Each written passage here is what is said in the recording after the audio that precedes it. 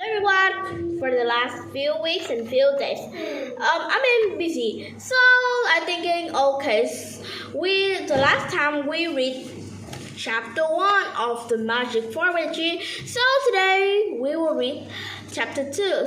By the way, you all know my name and my age, so I don't introduce it anymore. Let's get into the story. Sorry, or adventure. And today my mom bought for me these 3 books, and this one is about Harry Potter.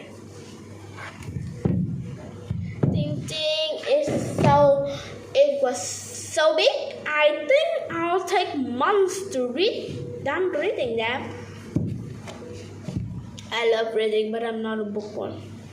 My mom usually be a bookworm, so I think I got hers, and I got her books. Lover, so I have many books at my family. When I was young, I help my mom reading story for me every night, and I'm going to sleep. Yeah. So let's get into the story. The children ate after the enchanted world.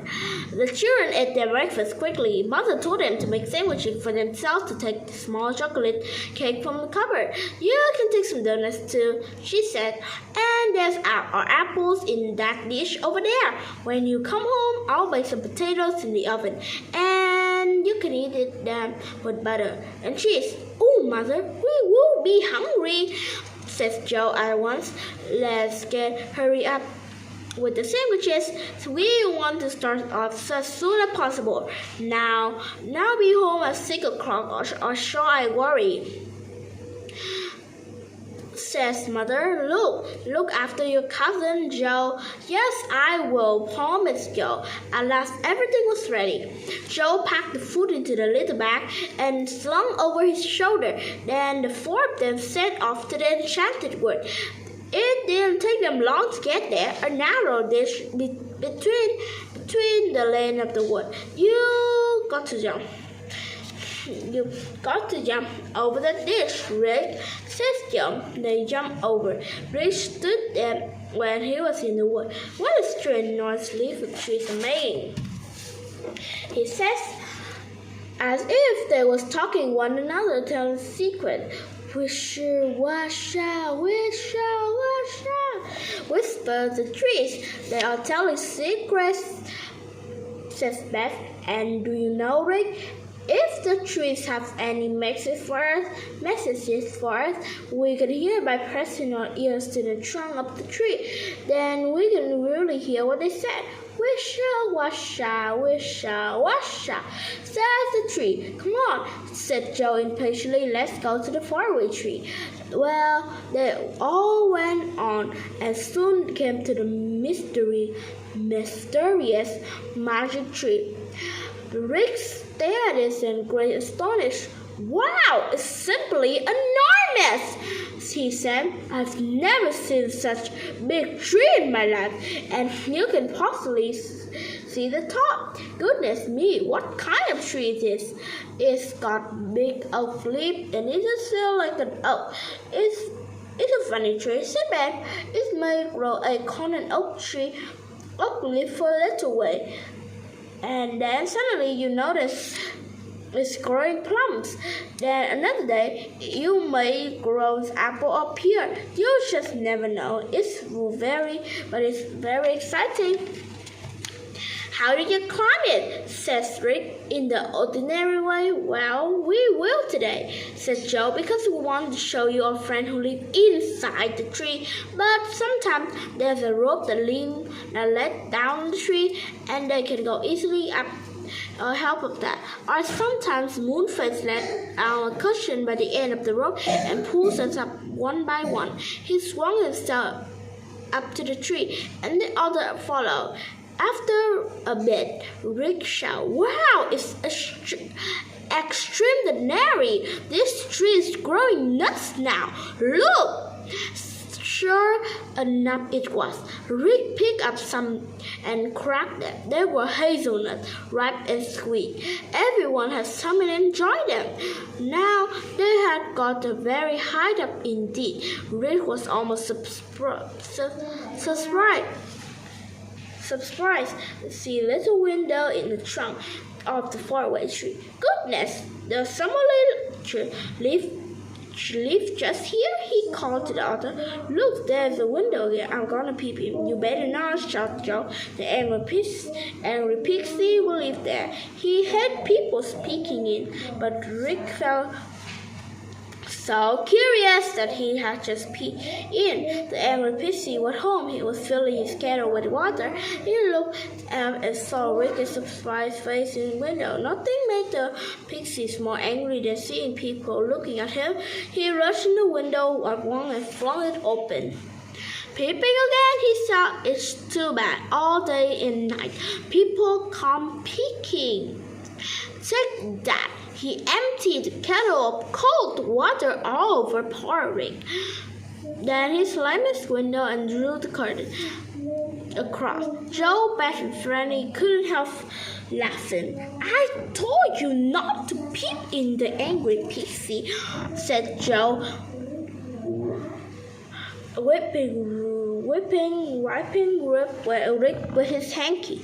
He nearly always in bad tempers. Oh, by the way, Rick, I must warn you about something else. There's an old woman who lives high up in trees who always watching. She emptied the water down the tree. It's come to the sloshing down. You have to look down or you get wet. Rick looked at the tree as stepping a one. Come on, Beth, said Beth. We come to the owl. Leave soon. He was friend of Silky and sometimes bring notes from us. Note from hers. The owl was fast asleep. He usually woke up the night time. Rich peered at his window and saw the big owl peeping in the bed. Owl asleep on a bed. He couldn't help laughing. I'm enjoying all this, he said to Franny, but it's quite an adventure. The children climbed higher and aboard a branch. There was a sweet little door and knock a bell. This required a cry. Rick is surprised. Who's staring at the door neatly in the trunk of a tree? Who is here? Our friend Silky. Ring the bell and she opened the door. Rick rang the bell and heard the tickling inside. Footsteps peeped on the door. It opened and a pretty little fairy looked out. Her hair was hung around with her face in golden mist. Hello, Silky, cried Joe. We come to see you and we brought our cousin. Rick, who had come to live with us. He having a lovely time exploring the faraway tree. How do you do, Rick? Said Silky, holding out her small hand. Rick shook hands slyly. He thought Silky was the loveliest creature he had ever seen.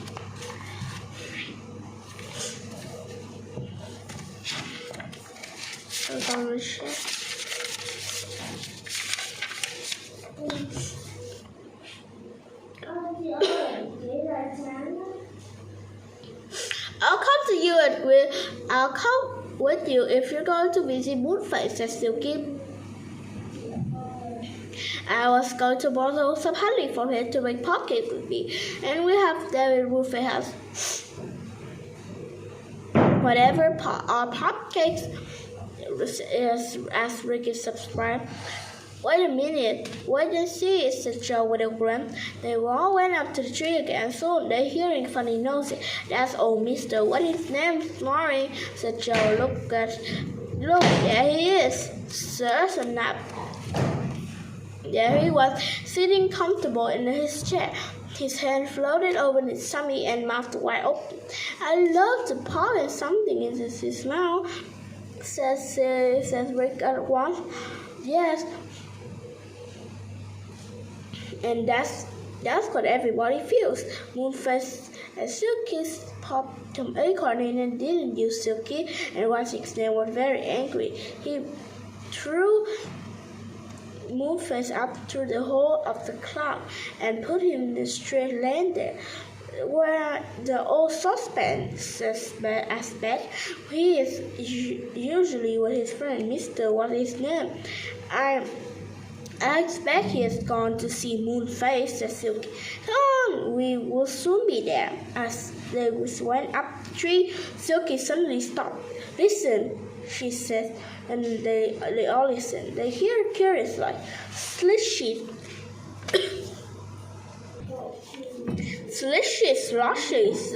slowly, coming nearer.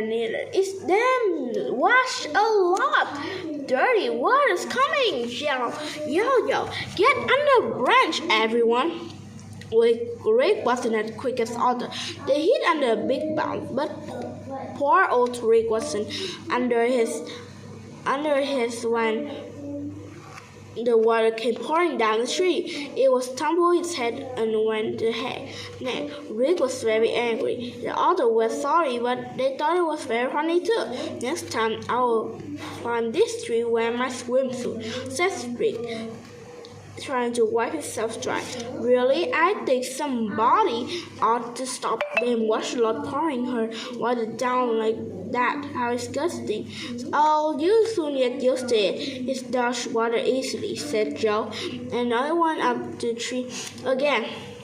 At last they came almost to the top. They saw a dark and trunk tree.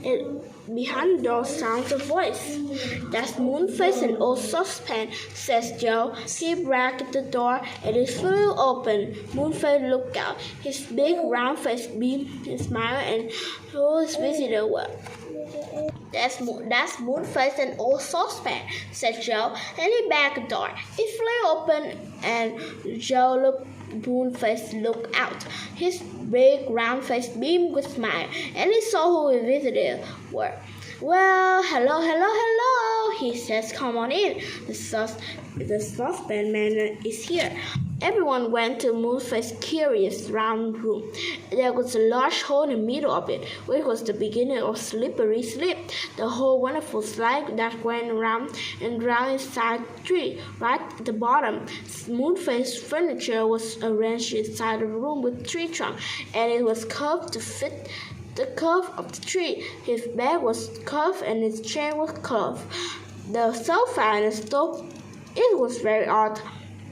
Rick stared at Grace's surprise. He really felt it must be in the dream. There was somebody, very particular,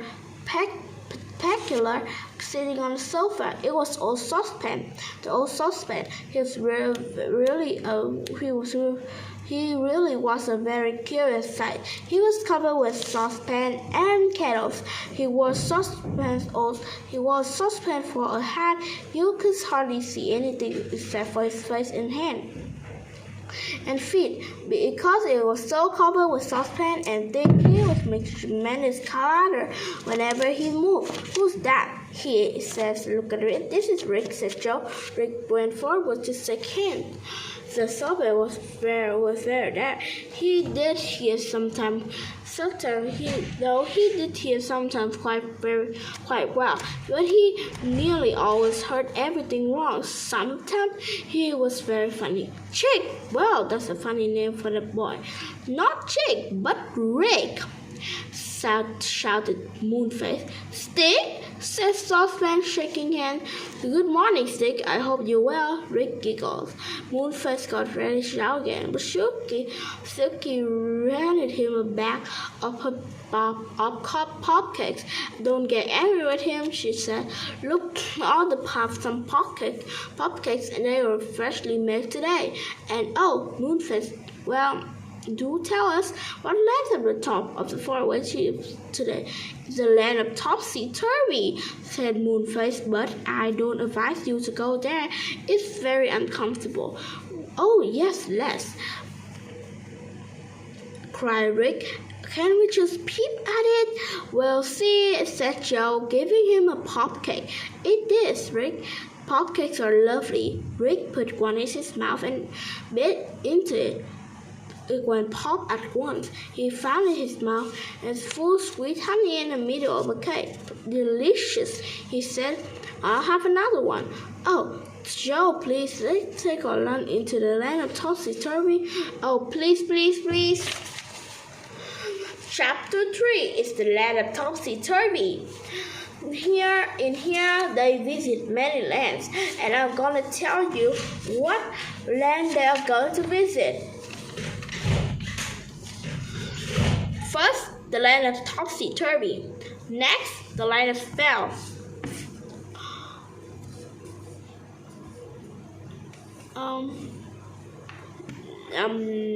The third is the land of Dreams, and they have lands of Do As You Please and land of Toys. Oh, and the land of Goodies. The land of Old Woman, the land of Magic Medicine, the land of Tempers, and one land is a bit exciting. The land of Present. That's the last land on the list. Well, what land do you like? Please comment down below, and I will read you the land you like, and I will read the stories. The land, and tomorrow we will have the land of Topsy-Turvy. It's family summer break, and I have time for stories. So goodbye, everyone. See you later. I have to go to sleep right now. Here's my sister. Goodbye, everyone. Goodbye, everyone. Goodbye.